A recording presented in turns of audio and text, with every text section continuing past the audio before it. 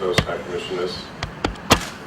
First of all, I hope that you have all realized that an electoral campaign in Cyprus is a very long process. Probably in your own countries it's a rather short process in some countries, but in our country it takes quite a while, and that really signifies the importance attached by the Cypriot community to the presidential elections. So it is a very important occasion for the Cypriot people, and if you really look at the turnout of people in the presidential elections in Cyprus, has always been very high, so that really is an important occasion. I've decided to have a briefing for you on a couple of issues that I'm sure it's top priority in your agenda, and then we can have a discussion that you can ask me on my thoughts on any issue that you might wish to raise. First of all, I think that the next government of Cyprus will have to really take many important steps towards revitalizing the economy, towards revitalizing the bicommunal talks and so on, because I think that for the first time, in my opinion, the next government will have to face many complicated issues that has not been the case in the past. For those of you that have been following the history of Cyprus, I'm sure you're aware that the Cyprus problem has always predominated the debate. Of course, it is a top priority problem. But now we have the world recession, the European recession, the European crisis, the economy, and that of course has ramified in the economy of Cyprus, and inevitably the government of Cyprus, the next government of Cyprus, will have to take action towards revitalizing the economy. What I'd like to do is just give you my own assessment in relation to the Cyprus issue. I will say what I always say to the people of Cyprus when I debate with them, and communicate to them my thoughts on the Cyprus issue. And that is, of course, it's a very prolonged problem, but which has a political significance. Nonetheless, it is a problem, however, that after 38 years have not been resolved, and some aspects of the Cyprus problem goes back to about 1963, it gradually transforms itself to an economic problem as well as a societal problem.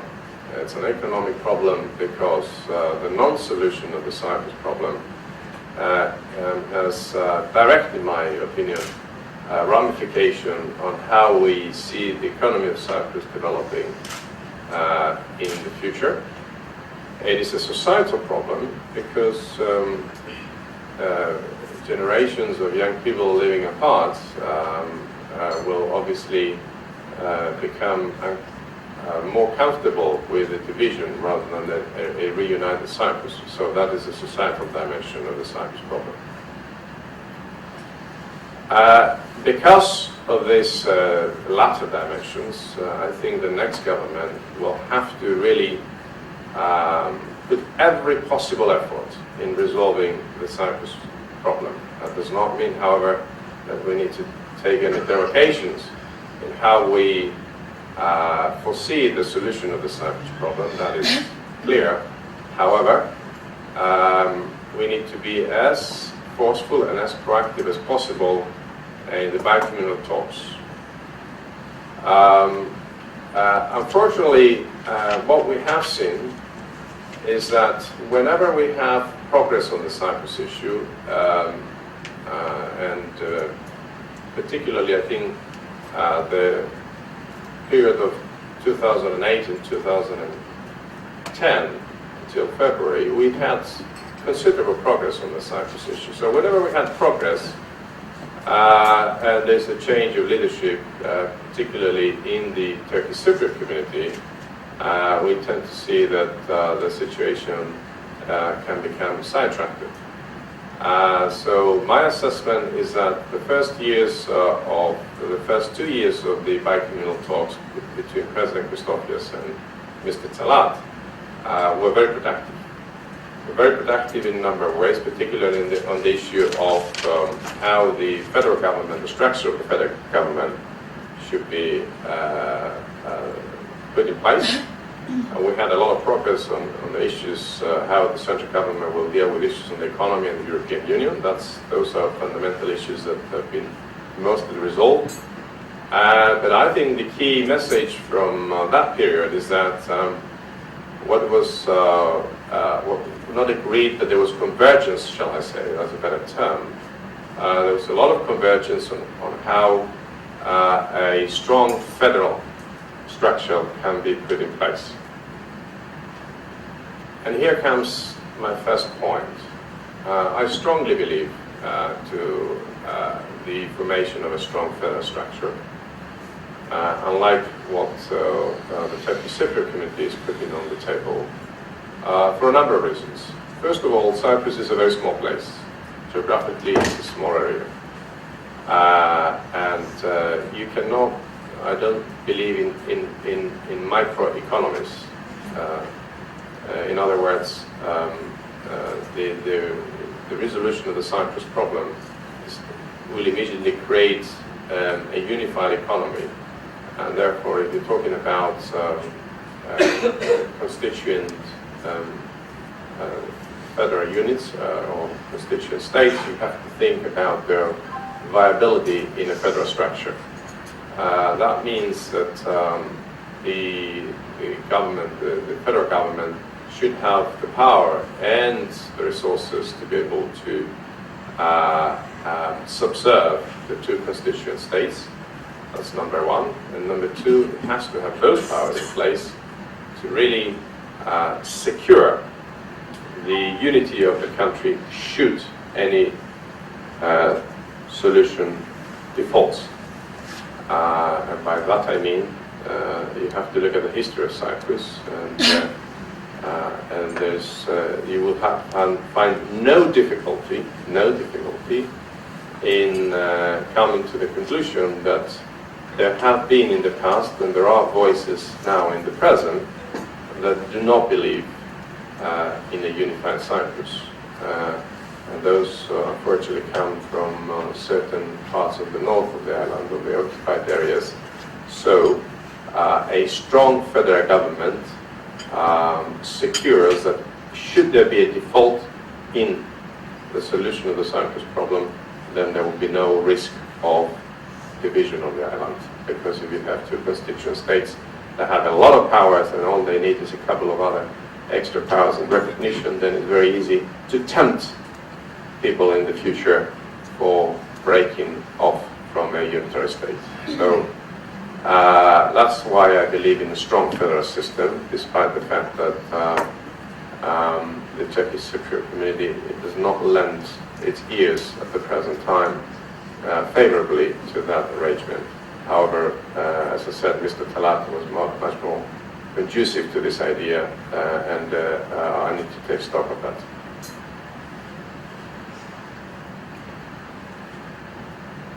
I said that the Cyprus problem is an economic problem, meaning that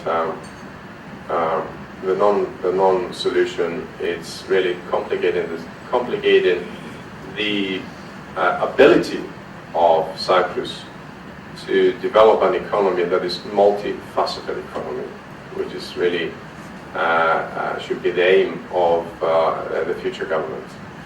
And that's why I believe that the next government should look at it in that perspective as well.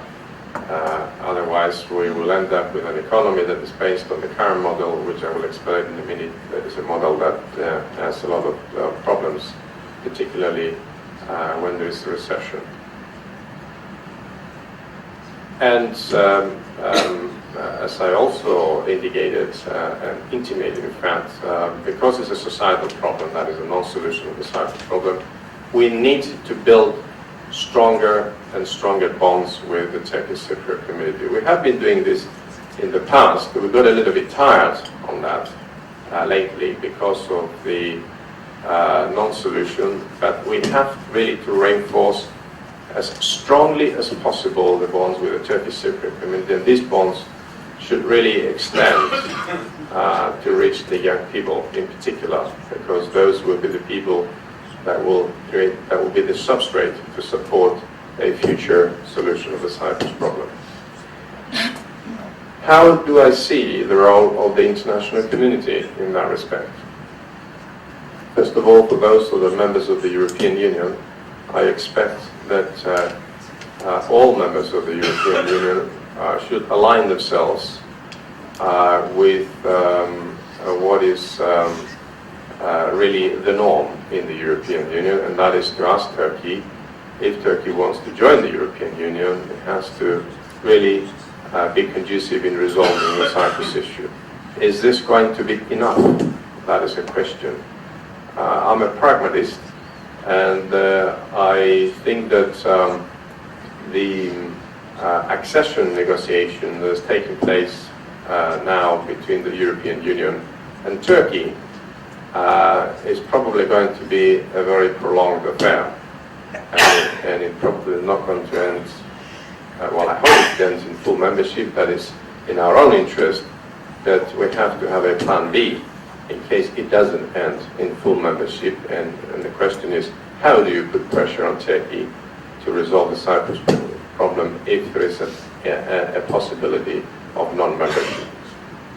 Therefore, I will call upon particularly the members of the European Union to really use their individual bilateral relationship with Turkey and really convey the message that it is in the interest of Turkey to resolve the Cyprus problem.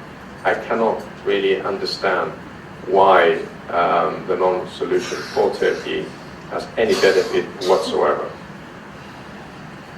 For the members of the Security Council, and particularly the permanent members of the Security Council, as I'm sure you're fully aware, there's a pile of UN resolutions and Security Council resolutions about the Cyprus issue. I am obliged to abide by them, but I think we should really send a strong message to Turkey to abide by them as well, otherwise it is a completely meaningless exercise.